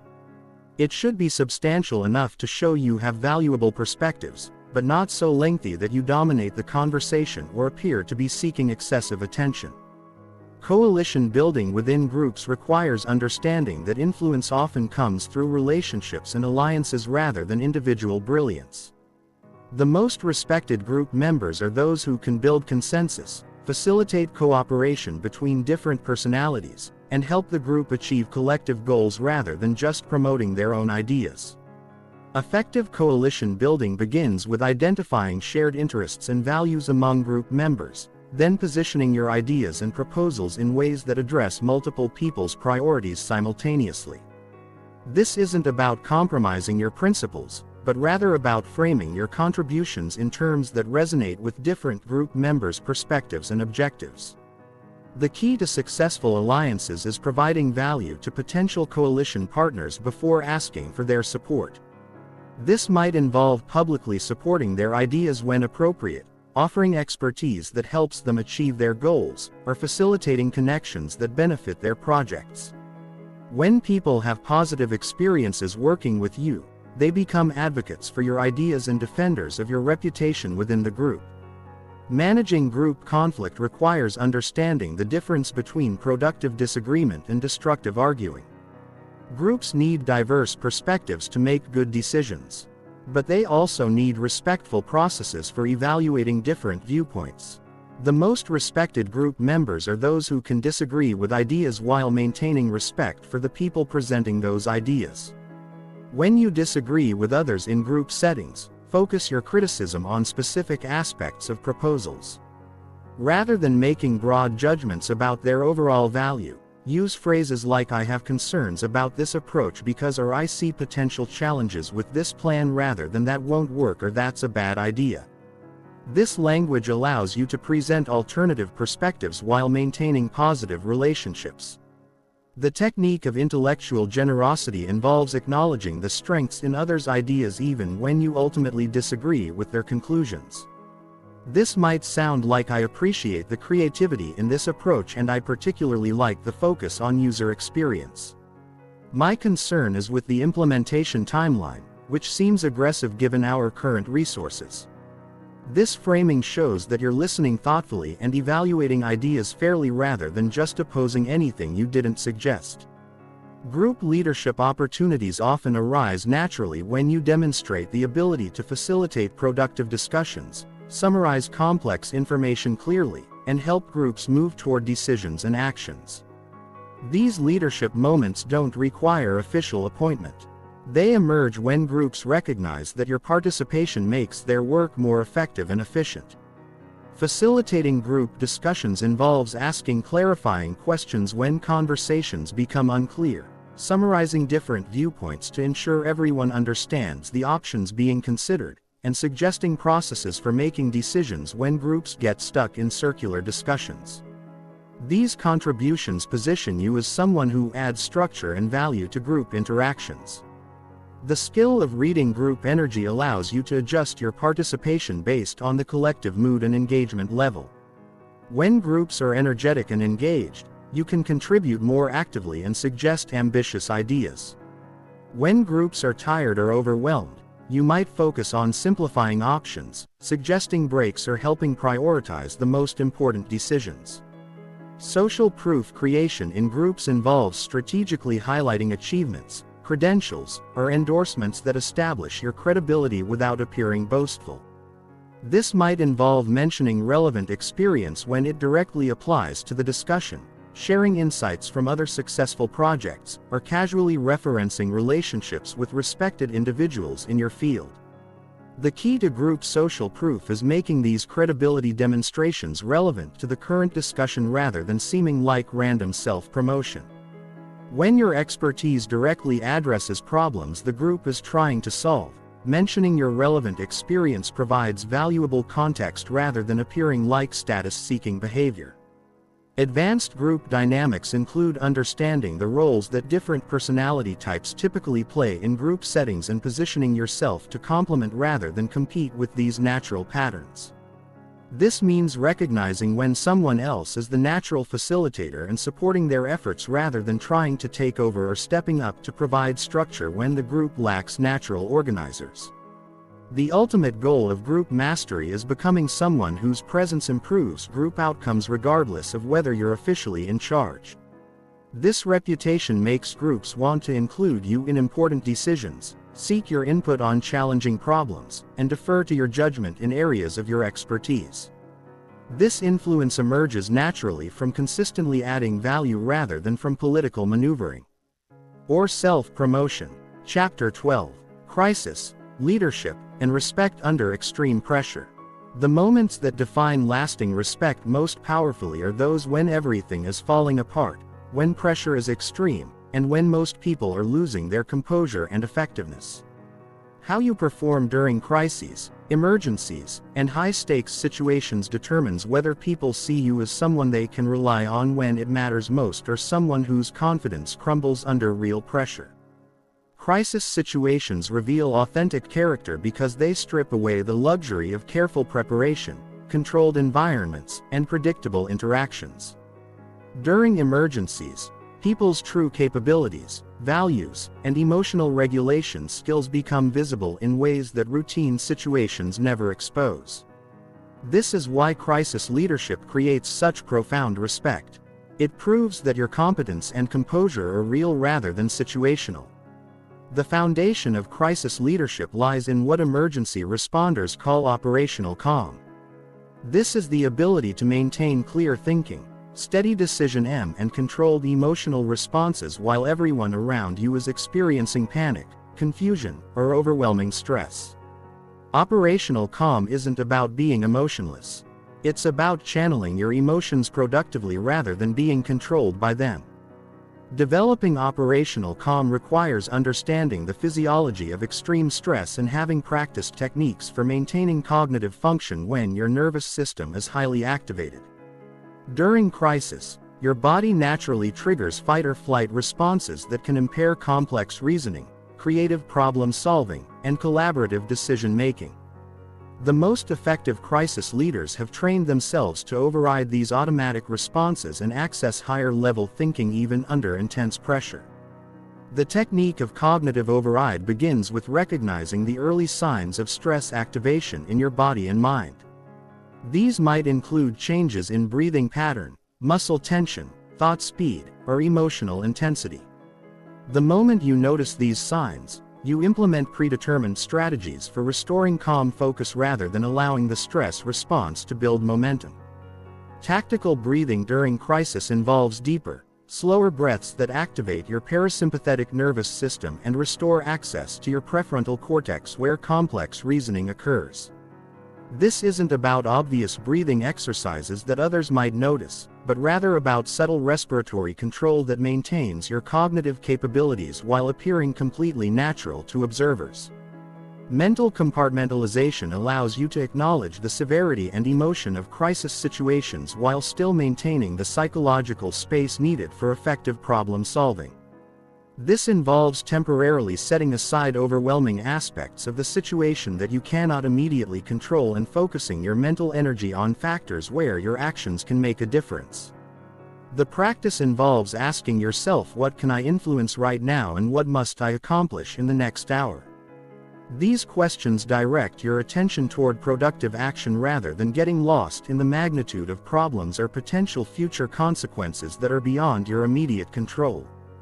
Communication during crisis becomes even more critical than usual because people's ability to process information clearly is often compromised by stress and emotion. Your communication style during emergencies significantly influences others' confidence in your leadership and their willingness to follow your direction when quick action is essential. Crisis communication should be clearer, more direct, and more frequent than normal communication. People under stress need simple, specific instructions rather than complex explanations or multiple options to consider. Your voice tone should remain steady and authoritative while avoiding both panic that would increase others' anxiety and artificial calm that might seem disconnected from the reality of the situation. The principle of transparent confidence involves acknowledging the seriousness of crisis situations while maintaining optimism about your collective ability to address them effectively. This might sound like this is a serious situation that requires our best thinking and quick action. We have the skills and resources to handle this. And here's what we need to do first. This approach validates others' concerns while providing the leadership direction they need. Information management during crisis requires balancing transparency with preventing panic or paralysis. You need to provide enough information for people to understand the situation and make informed decisions, but not so much detail that they become overwhelmed by factors they cannot influence. The key is focusing communication on actionable information rather than comprehensive situation analysis. Decision-making under extreme pressure requires different processes than normal circumstances allow. You often have incomplete information, limited time for analysis, and high consequences for wrong choices. The most effective crisis leaders develop systematic approaches for making good decisions quickly rather than hoping for perfect information or unlimited time for consideration. The technique of rapid decision frameworks involves having predetermined criteria for evaluating options quickly during emergencies. This might include considering which option provides the best risk-reward ratio, which choice preserves the most future options, or which approach aligns best with core values when trade-offs are unavoidable. Progressive decision-making recognizes that crisis situations often require multiple decisions over time rather than one perfect choice that solves everything. This approach involves making the best decision possible with current information, implementing that choice quickly, then gathering new information, and making the next decision based on updated circumstances. This progressive approach prevents the paralysis that occurs when people wait for complete information or perfect solutions before taking any action. It also allows for course correction as situations evolve rather than committing irrevocably to initial plans that may become inappropriate as circumstances change. Chapter 13: Digital Age Respect and Virtual Presence Mastery. The digital revolution has fundamentally changed how respect is established, maintained, and destroyed. Your online presence, virtual communication skills, and digital reputation now significantly influence how others perceive your competence and authority, often before they ever meet you in person. Mastering digital respect requires understanding how traditional influence principles adapt to virtual environments and new platforms. Virtual presence begins with recognizing that digital interactions remove many of the subtle cues that humans naturally use to assess status, competence, and trustworthiness. Facial expressions are less visible on video calls. Body language is partially hidden. Voice quality may be compromised by technology. And the immediate feedback loops of in-person interaction are delayed or absent entirely. This reduction in available information means that the signals you do send digitally carry disproportionate weight in shaping others' perceptions. Your video call setup, email communication style, social media presence, and online professional materials become primary sources of information about your competence and reliability. Video communication mastery requires understanding that virtual meetings create different psychological dynamics than in-person interactions. The camera angle, lighting, background, and audio quality all influence how professional and authoritative you appear to others. Poor technical setup can undermine even excellent content and expertise.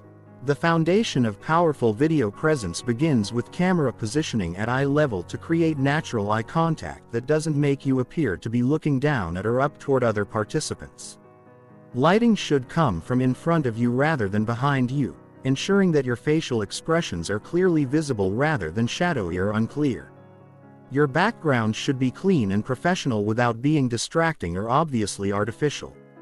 The goal is creating an environment that supports focus on your message rather than drawing attention to your surroundings. This might involve a simple wall, professional office setting, or carefully chosen virtual background that appears natural rather than obviously digital. Audio quality often matters more than video quality for maintaining professional credibility. Poor audio makes it difficult for others to understand your contributions clearly and can create the impression that you're not technically competent or didn't prepare adequately for important meetings. Virtual communication requires adapting your speaking and listening habits to account for technology delays and the reduced ability to read others' nonverbal cues. This means speaking slightly more slowly than normal, pausing longer between speakers to avoid interrupting, and using more explicit verbal cues to signal when you're finished speaking or want to respond to someone else's comments. Email and written communication carry enormous weight in the digital age because they create permanent records that others can review and evaluate repeatedly. Your writing style, response time, and attention to detail in digital communication become ongoing demonstrations of your professionalism and competence. Professional email mastery involves understanding that your messages are often evaluated not just for their content, but for what they reveal about your thinking process, attention to detail, and respect for others' time. This means writing clearly and concisely, organizing information logically, and proofreading carefully before sending messages that represent your professional reputation. Social media presence requires understanding that your online content and interactions contribute to your professional reputation, whether you intend them to or not. Potential employers, clients, colleagues, and collaborators often research your online presence before deciding whether to work with you or trust you with important responsibilities. Professional social media strategy involves being intentional about what you share publicly and how you engage in online discussions. This doesn't mean being artificial or hiding your personality, but rather ensuring that your online presence reinforces rather than contradicts your professional reputation and values. Digital thought leadership allows you to establish expertise and influence through the content you create and share online. This might involve writing articles about your area of expertise, sharing insights about industry trends, or providing valuable resources that help others solve problems or make better decisions. Online reputation management requires monitoring what information about you is available online and taking proactive steps to ensure that your digital presence accurately represents your capabilities and character. This involves both creating positive content that showcases your expertise and addressing any negative or inaccurate information that might damage your professional reputation. Technology competence has become a fundamental aspect of professional respect in the digital age. People who struggle with basic technology tools or who frequently experience technical difficulties are often perceived as less competent overall, regardless of their expertise in other areas. Chapter 14. Cultural Intelligence and Global Respect. In an increasingly connected world, the ability to command respect across different cultural contexts has become essential for personal and professional success. Cultural intelligence involves understanding how respect is defined, demonstrated, and earned in various cultural environments while maintaining your authentic personal brand and values. Cultural respect begins with recognizing that different societies have varying expectations for hierarchy, communication styles, relationship building, and authority demonstration. What signals confidence and competence in one culture may be perceived as arrogance or disrespect in another. The most internationally effective individuals learn to adapt their approach while preserving their core identity and values. The foundation of cultural intelligence lies in understanding the difference between high-context and low-context communication cultures. High-context cultures rely heavily on implied meaning nonverbal cues and shared cultural understanding to communicate effectively. Low-context cultures prefer explicit direct communication with minimal ambiguity or implied meaning. In high-context cultures, respect is often demonstrated through subtle behaviors like appropriate bowing, gift-giving protocols, careful attention to hierarchy in seating arrangements, and understanding complex social rituals that show honor to others. Building credibility in these environments requires patience, observation, and willingness to learn cultural nuances that may seem unnecessary to outsiders, but are essential for acceptance. Low-context cultures typically value directness, efficiency, and individual achievement demonstration. Respect in these environments comes from clear communication, measurable accomplishments, and straightforward professional competence. However, even within low-context cultures, there are significant variations in expectations for formality, relationship building, and authority acknowledgement. Power distance represents another crucial cultural dimension that affects how respect is established and maintained. High-power distance cultures have clearly defined hierarchies with significant difference expected toward authority figures. Low-power distance cultures encourage more egalitarian interactions even when formal hierarchies exist. Understanding power distance dynamics helps you calibrate your behavior appropriately for different cultural contexts. In high-power distance environments, showing appropriate respect for formal authority and following established protocols becomes essential for maintaining your own credibility. In low-power distance contexts, being overly differential can actually damage your perceived competence and leadership potential. Individualistic versus collectivistic cultural orientations create different expectations for decision-making, relationship priorities, and success definition. Individualistic cultures often respect bold personal achievement and independent thinking, while collectivistic cultures may prioritize group harmony and collective success over individual recognition. Communication style adaptation requires understanding cultural preferences for directness, emotional expression, and conflict management. Some cultures value passionate debate and direct disagreement as signs of engagement and honesty, while others prefer subtle disagreement and face-saving approaches that preserve relationships even during conflicts. Relationship building across cultures involves understanding different expectations for personal disclosure, business social boundaries, and trust development timelines. Some cultures prefer to establish personal relationships before conducting serious business, while others maintain clear separations between professional and personal interactions. Nonverbal communication adaptation involves learning how different cultures interpret eye contact, physical distance, touching, gestures, and facial expressions. Many nonverbal behaviors that seem natural and respectful in one culture can be misinterpreted as disrespectful or inappropriate in another. Time orientation differences affect expectations for punctuality, planning timelines, and meeting structures. Some cultures operate on precise schedules with punctuality being essential for respect, while others have more flexible time concepts where relationships and thorough discussion take priority over schedule adherence. Global leadership effectiveness requires developing the ability to inspire confidence and cooperation across multiple cultural contexts simultaneously.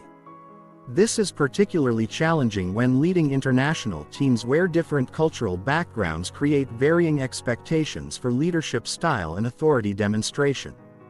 Chapter 15. Integration and 30-Day Transformation Blueprint. Everything you've learned throughout this comprehensive guide means nothing without a systematic plan for implementation and integration into your daily life. Real transformation requires moving beyond intellectual understanding to consistent behavioral change that becomes so natural it happens automatically without conscious effort. The 30-day transformation blueprint is designed to systematically install the respect-building behaviors and mental patterns we've covered while preventing the overwhelm that causes most people to abandon personal development efforts before seeing real results. This isn't about perfecting every technique immediately. It's about building momentum through consistent daily practice that creates compound improvement over time. Week 1 focuses on foundation building through the core internal practices that support all external respect behaviors. These internal changes must be solidified before external techniques will feel authentic and sustainable. Week 1 is about establishing the mindset and energy management practices that make everything else possible. Days 1 through 3 focus entirely on breath control and presence development. Your only goals are mastering tactical breathing in all situations and developing awareness of your energy states throughout the day. Practice the 4-count inhale, 4-count hold, 6-count exhale breathing pattern during normal activities until it becomes automatic rather than conscious effort. Simultaneously, begin noticing your energy levels and emotional states without trying to change them immediately. Simply develop awareness of when you feel centered versus scattered, confident versus insecure, calm versus reactive. This awareness becomes the foundation for all future emotional regulation and presence mastery. Days 4 through 7 add posture and spatial awareness to your breath and energy practices. Focus on spine alignment, shoulder positioning, and grounded stance while maintaining your breathing awareness.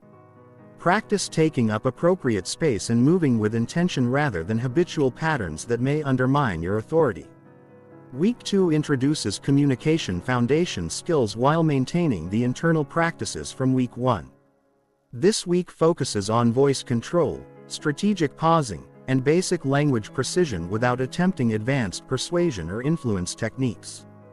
Days 8 through 10 emphasize vocal development and tonality control.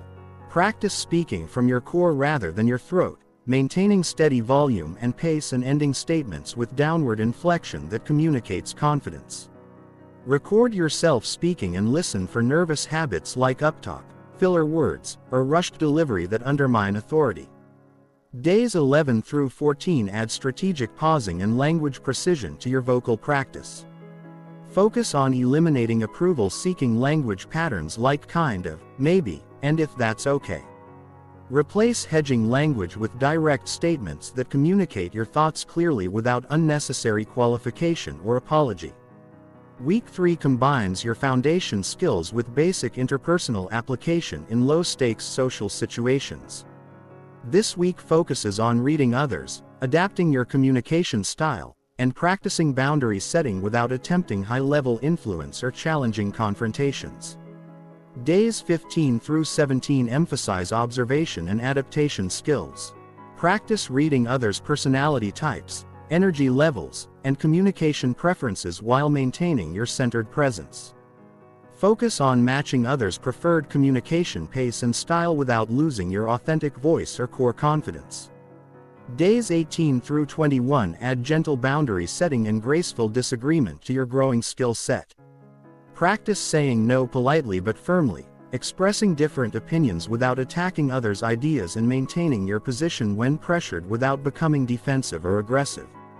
Week 4 integrates all previous skills while adding advanced techniques and challenging situation practice. This week focuses on applying everything you've learned in increasingly difficult real-world situations while maintaining consistency with your foundation practices. Days 22 through 25 emphasize influence application and strategic communication in professional or important personal situations. Practice using reciprocity, social proof, and authority, positioning in natural ways that feel authentic rather than manipulative. Apply personality adaptation and advanced communication techniques during meaningful interactions. Days 26 through 28 focus on handling challenging situations and difficult people while maintaining your composure and respect. Practice the conflict resolution, emotional regulation and boundary maintenance techniques during real confrontations or high-pressure situations. Days 29 and 30 involve integration assessment and future planning. Evaluate your progress. Identify areas that need continued development and create ongoing practice plans for maintaining and expanding your respect-building capabilities. Throughout all 4 weeks, daily practice sessions should include 5 to 10 minutes of intentional skill rehearsal in addition to real-world application. This might involve visualization exercises where you mentally rehearse handling difficult situations, physical practice of posture and breathing techniques, or vocal exercises that strengthen your authority voice. The key to successful transformation is consistency rather than intensity. Small daily improvements compound over time to create dramatic changes in how others perceive and respond to you. Missing occasional days is normal, but abandoning the practice entirely guarantees that you'll remain stuck in old patterns that limit your respect and influence. Tracking your progress involves both objective measures and subjective assessment. Objective measures might include responses to your communication, invitations to important meetings, requests for your opinions, or changes in how others interact with you professionally and socially. The most important long-term success factor is viewing respect development as an ongoing practice, rather than a destination you reach and maintain automatically like physical fitness. Respect and influence require consistent attention and practice to maintain peak performance over time. Advanced practitioners continue refining these skills throughout their careers, adapting techniques for new challenges and deepening their understanding of human psychology and social dynamics. The foundation you've built over these 30 days provides the platform for lifelong growth in your ability to command, respect, and influence positive outcomes in every area of your life. Remember that true respect comes from the integration of competence, character, and authentic confidence. The techniques you've learned are tools for expressing your best self more effectively, not masks for hiding your true identity or value. As you continue developing these capabilities, maintain focus on becoming someone worthy of respect rather than just someone who can create the appearance of respect. The transformation you've begun extends far beyond individual interactions or professional advancement.